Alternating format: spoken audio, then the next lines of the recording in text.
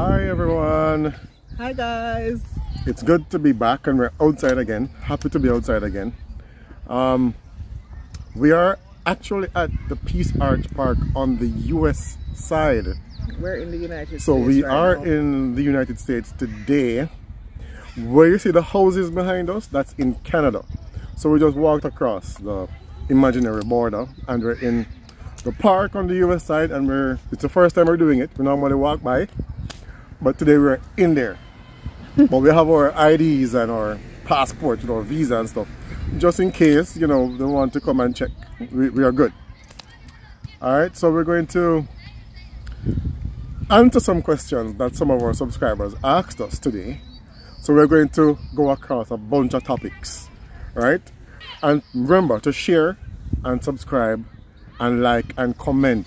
The more you do that, the more people will see the video and get the help they need. Cool? So the first question, Nicola asked, we were talking about the BC and she was asking if a job offer was enough proof of funds in terms of a proposed salary.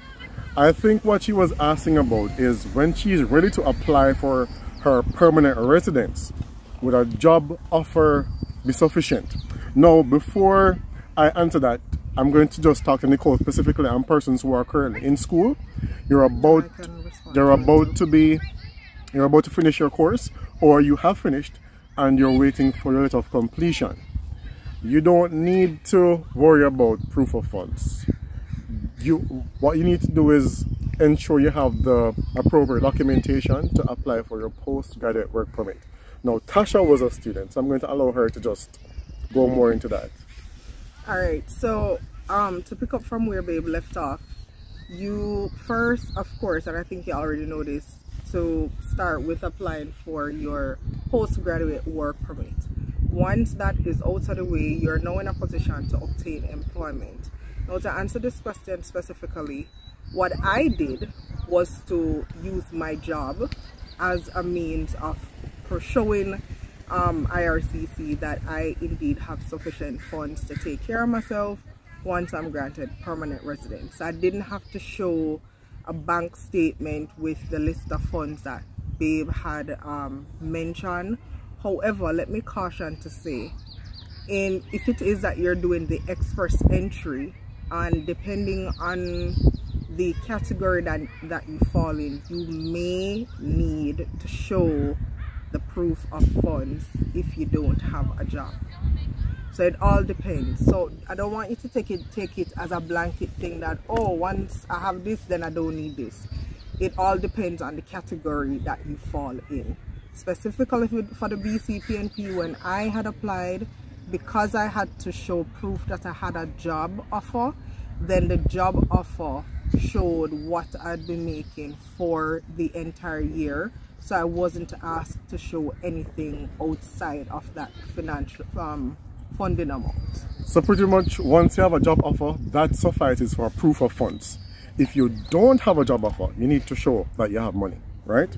Okay, so that is clear.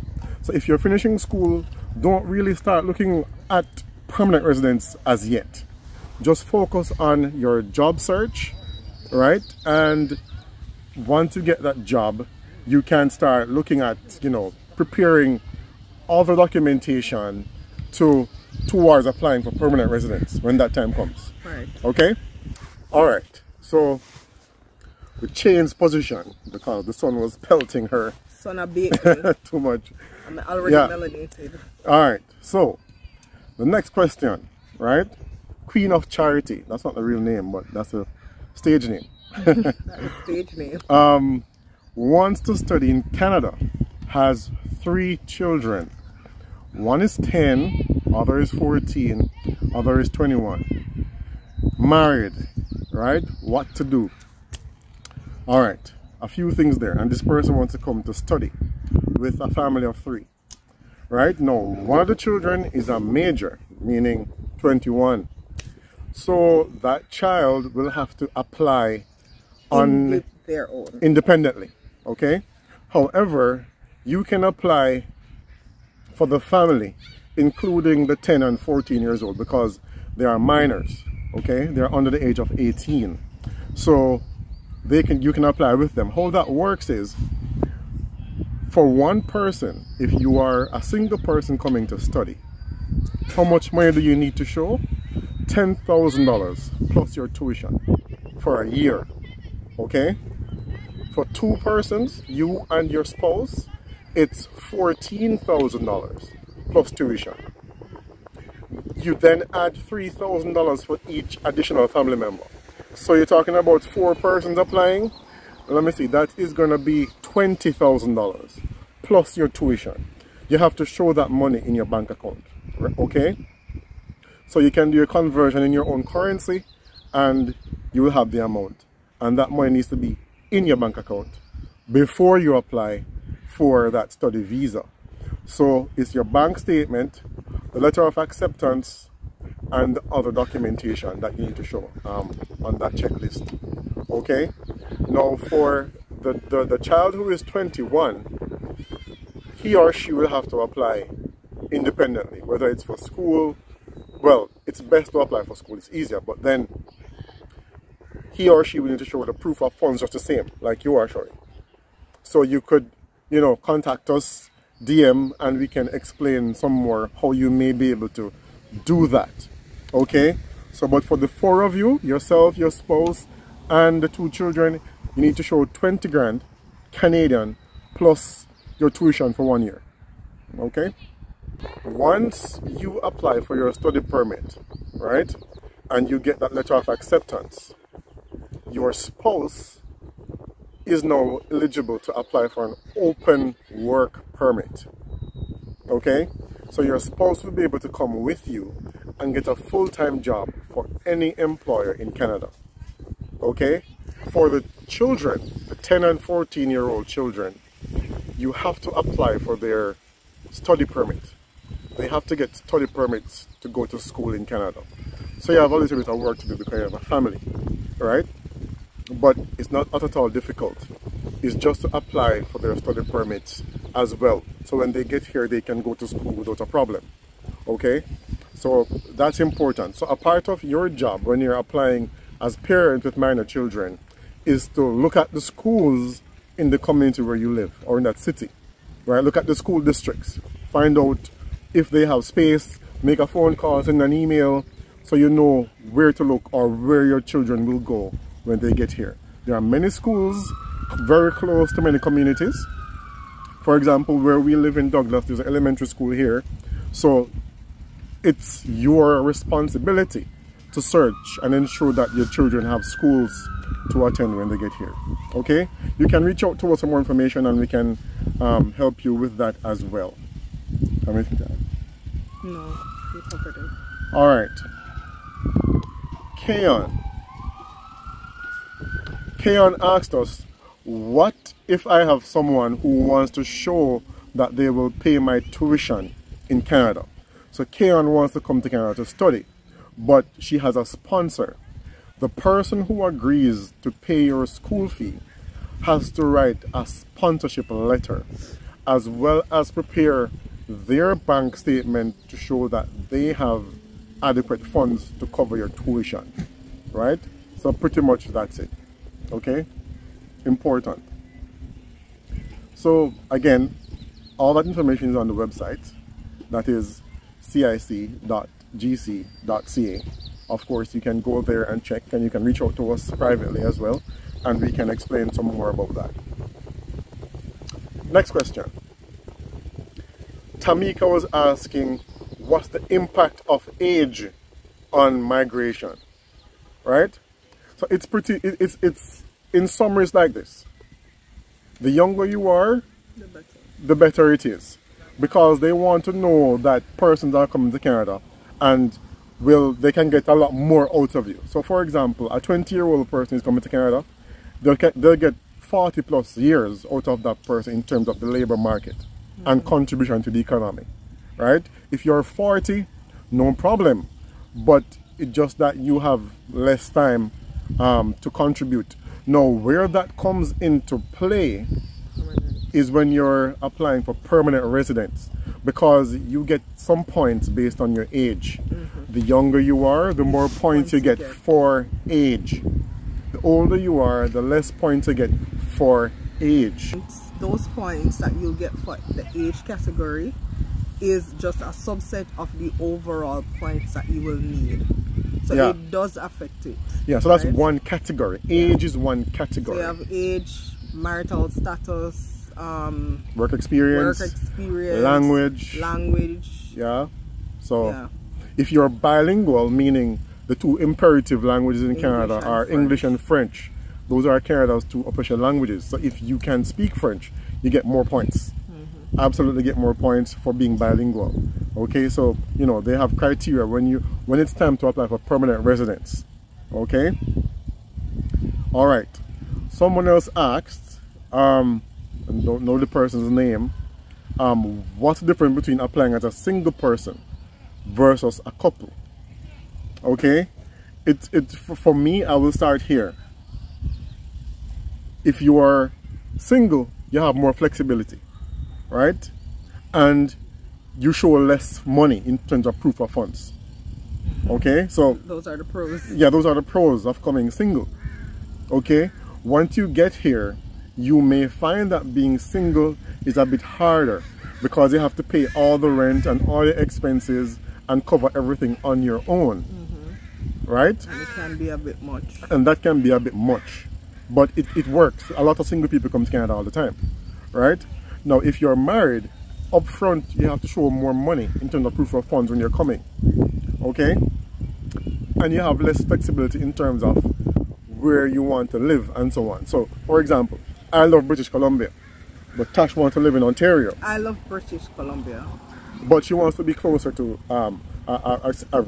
Jamaica, where we're from, right? So one flight from Toronto to Jamaica. So when you're married, you have to discuss where to move to. Do I want to live in Yellowknife or I want to live in Nova Scotia? Yellowknife. Right? I always thought about Yellowknife because it's a place I want to visit. It's way up north. But nobody wants to go to Yellowknife. When you're married, you can't just up and move to a next province. You have to discuss it and find housing. While you're single, you cannot jump in the car and drive, right? So what you're saying, babe? Those are the major things, right? In terms of coming, it will be easier on you financially when you're single. To an extent, right? By easy when you're in terms married, of the amount of money you have to provide. Right, so it's easier. Easy in that regard, but it can be more challenging once you are here in Canada and you're going to school. You can only work 20 hours per week, so you probably have to be sharing living spaces with people that you don't know. So those are things to consider. And then at that point, you're like, you know, it can be hard for some. For some, it's fine, you know, they enjoy it. For others, it's just you and what works for you. It is very important that you're flexible. When you're moving from your home country to a foreign country, any foreign country, you need to be flexible because your life will change.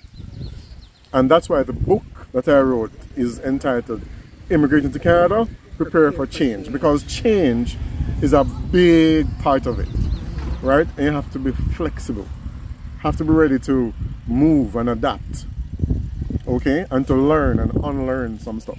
Yeah.